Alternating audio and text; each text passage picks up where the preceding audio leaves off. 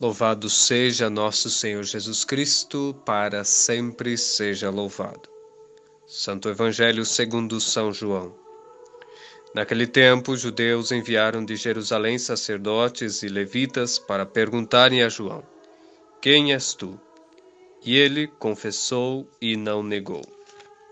E confessou: Eu não sou o Cristo.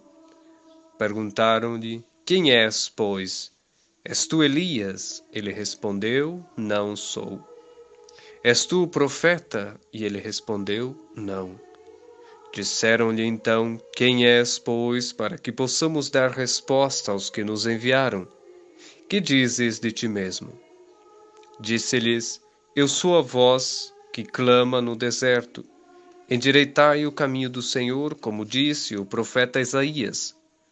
Ora, os que tinham sido enviados eram da seita dos fariseus, e interrogaram-no, dizendo: Como batizas, pois, se não és o Cristo, nem Elias, nem o profeta? João respondeu-lhes, dizendo: Eu batizo em água, mas no meio de vós está quem vós não conheceis. Esse é o que há de vir depois de mim, o qual foi antes de mim, e a quem eu não sou digno de desatar a correia de suas sandálias. Estas coisas passaram-se em Betânia, na banda de além do Jordão, onde João estava batizando. Estamos no terceiro domingo do Advento. Este domingo tem, pois, um diferencial nesta preparação para o Santo Natal, pois que este domingo inaugura, ou como que inaugura, as alegrias do Natal. Por isso a liturgia é celebrada com alguns aspectos diferentes. Por exemplo, entoa-se o Glória, canta-se com o órgão, enfim. Os paramentos também podem ser o rosa, manifestando esta alegria pela vinda de nosso Senhor Jesus Cristo.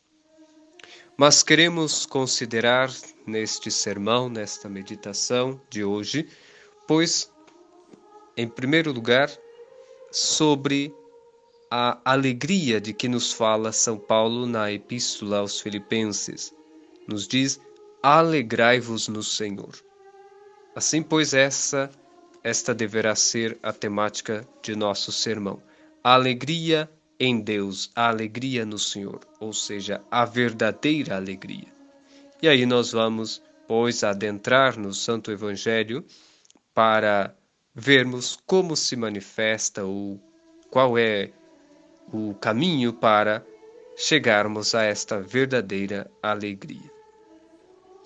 Bom, estimados irmãos, pois alegrar-se, gozar-se no Senhor é dar a Deus ações de graças pelo benefício da verdadeira fé, da esperança na eterna felicidade e de sua incessante proteção.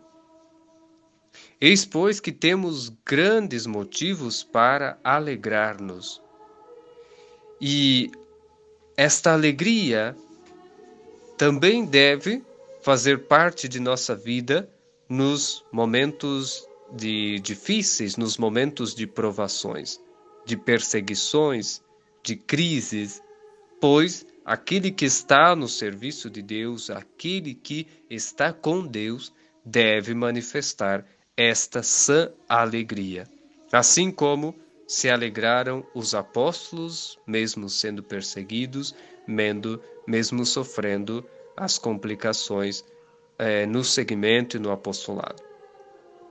Ouçamos ainda São Paulo, que continua como que uma parte especial desta alegria, pois nos vem pelo nosso modo de vida. Ou seja, esta alegria deve também manifestar-se no nosso proceder. Nos diz São Paulo, que a nossa vida seja exemplar, que a nossa modéstia seja notória de todos. E aqui devemos, então, deixar os cuidados excessivos da vida presente.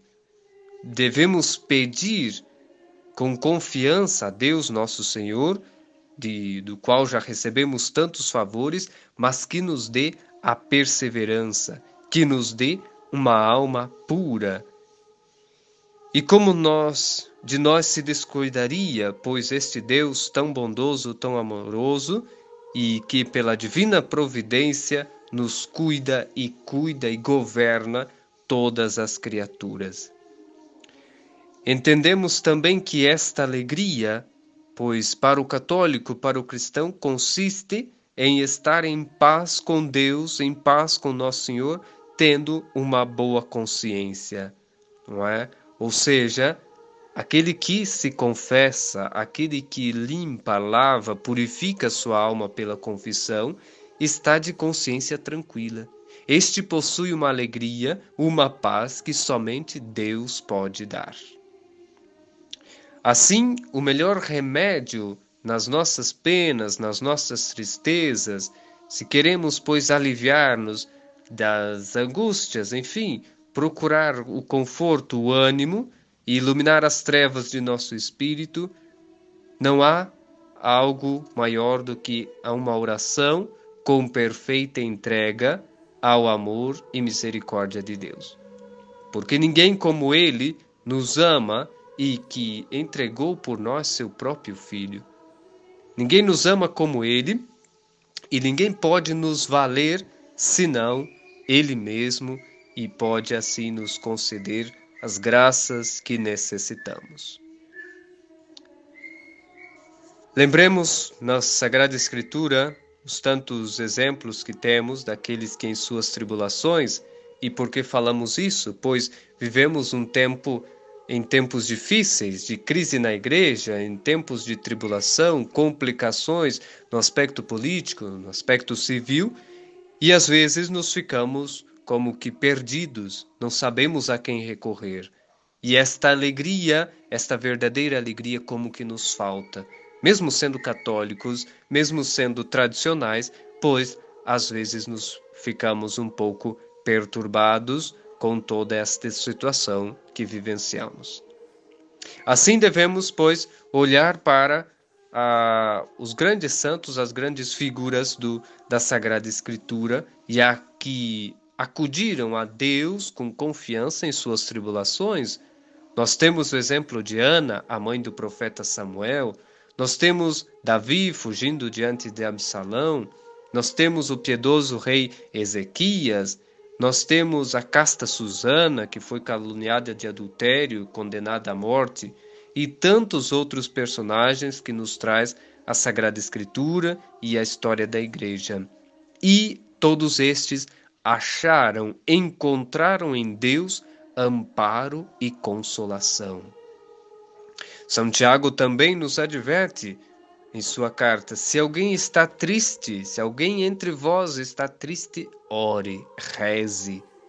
Assim fazia o santo rei Davi, assim faziam todos os grandes santos e servos de Deus.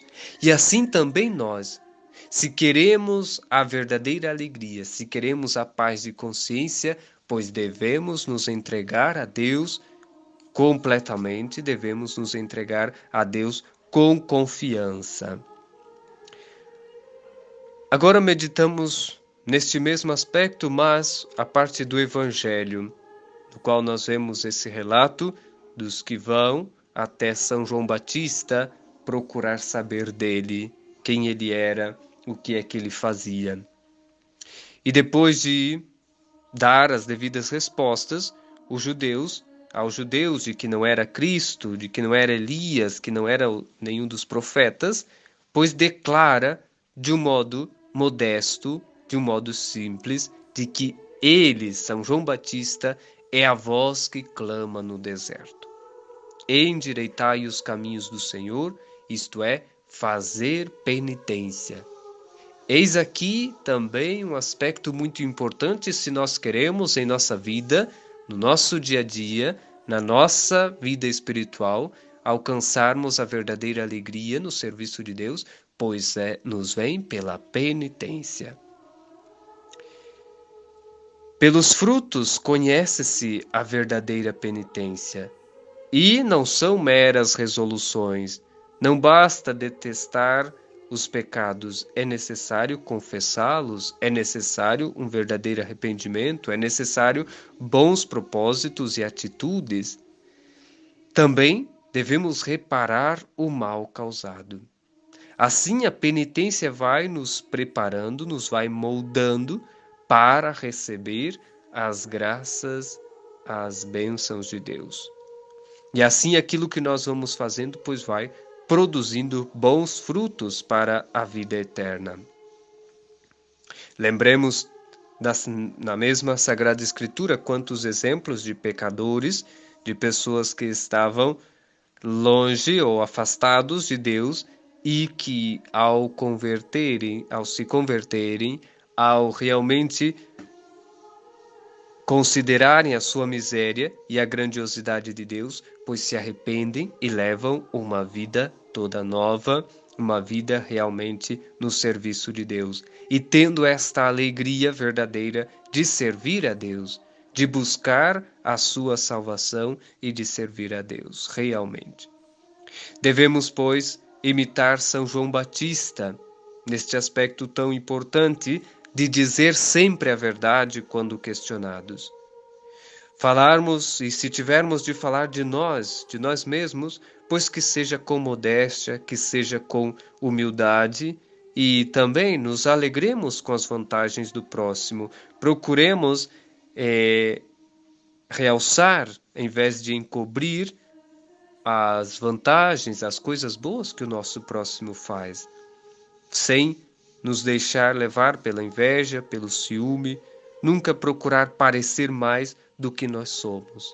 Isso tudo nós vamos alcançando, é claro, é um processo, precisamos lutar, precisamos vencer a nós mesmos, os nossos defeitos, nossas misérias, leva-se um tempo, mas a colheita, pois, é abundante para a vida espiritual.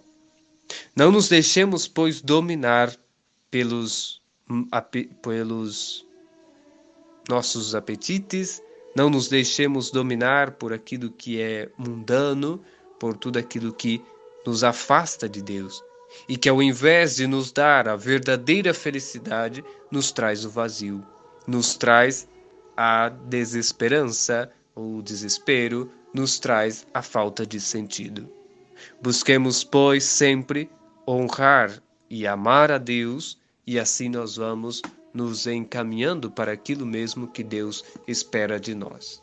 Bom, e o que é que Deus espera de nós? Como é que nós podemos ter, além disso que já mencionamos, esta verdadeira felicidade? Pois muitos de nós não damos os passos necessários para uma verdadeira penitência, para uma vida espiritual séria. Não damos os frutos ou não colhemos os frutos de uma confissão e da comunhão, simplesmente porque não consideramos ou não levamos em conta a nossa própria natureza, a nossa origem e qual a finalidade de estarmos nesse mundo.